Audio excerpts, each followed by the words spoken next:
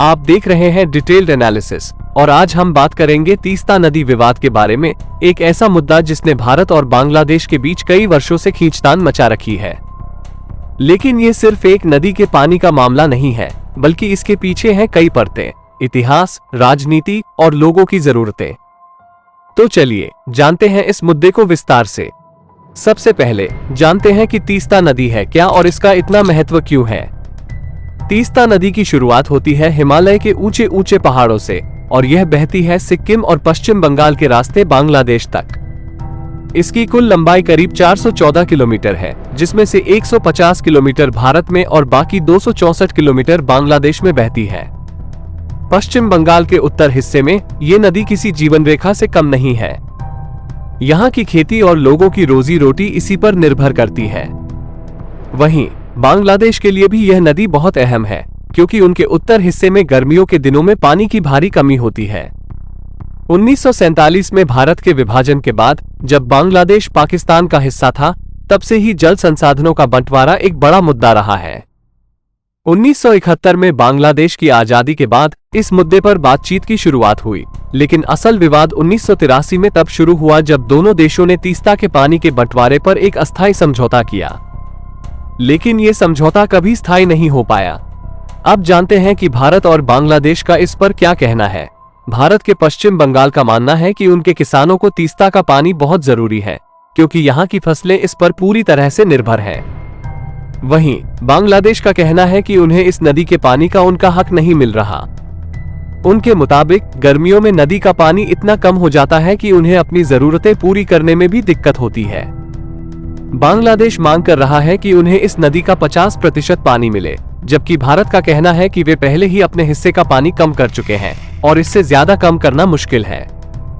दोस्तों, ये विवाद सिर्फ पानी का नहीं, बल्कि इसमें राजनीति का भी बड़ा खेल है। भारत और बांग्लादेश के बीच हमेशा से ही कई मुद्दों पर तनातनी रही है, जिनमें सीमाओं के विवाद और शरणार्थियों का मुद्दा भी शामिल है। यहाँ ये भी ध्यान देना जरूरी है कि भारत की जल नीति पर पश्चिम बंगाल की सरकार का बड़ा असर है। 2011 में जब तीस्ता पर एक नया समझौता करने की बात आई, तो पश्चिम बंगाल की मुख्यमंत्री ममता बनर्जी ने इसका कड़ा विरोध किया और तभी से ये मुद्दा और पेचीदा हो गया है। इस विवाद को अंतर्राष्ट्रीय नजरिए से भी देखना जरूरी है। दुनिया भर में कई नदियों के जल बंटवारे को लेकर विवाद होते रहे हैं और इसके लिए अंतर्राष्ट्रीय कानून और जल विज्ञान की अहम भूमिका होती है।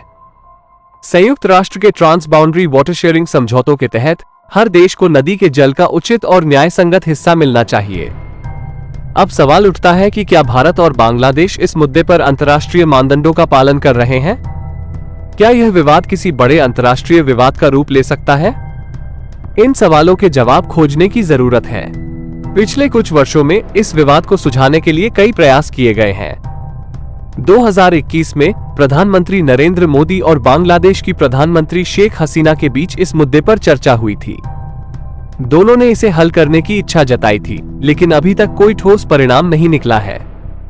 वहीं पश्चिम बंगाल की सरकार की चिंताएं अब भी बरकरार हैं। यह विवाद केवल दो देशों का नहीं रहा, बल्कि इसमें पश्चिम बंगाल की सरकार की भूमिका भी अहम हो गई है। तो क्या इस विवाद का कोई हल है? विशेषज्ञ मानते हैं कि समाधान हो सकता है, लेकिन इसके लिए दोनों देशों को थोड़ा झुकना पड़ेगा। तकनीकी समाधान, तीस्ता के पानी का बेहतर प्रबंधन किया जा सकता है, जैसे कि नई तकनीकों का इस्तेमाल करके पानी को बचाया जा सकता है और जलाशयों का निर्माण करके पानी को संग्रहित किया जा सकता है। आर्थिक सहयोग, भारत और बांग्लादेश को कृषि और जल प्रबंधन के क्षेत्र में मिलकर काम करना होगा, ताकि दोनों देशों को फायदा हो। संवाद और समझौता, सबसे जरूरी है कि दोनों देश इस मुद्दे पर संवेदनशीलता और समझ से काम लें। एक दूसरे की जरूरतों को समझकर ही कोई स्थायी समाधान निकाला जा सकता है। तो दोस्तों, ये था तीस्ता नदी विवाद का पूरा विश्लेषण। यह विवाद सिर्फ दो देशों का नहीं, बल्कि इससे लाखों लोगों की जिंदगी जुड़ी हुई है। अगर इस मुद्दे को जल्द हल नहीं किया गया, तो इसके परिणाम दोनों देशों के लिए गंभीर हो सकते हैं। हमें उम्मीद है कि यह डॉक्यूमेंट्री आपको इस जटिल मुद्दे को समझने में मदद करेगी।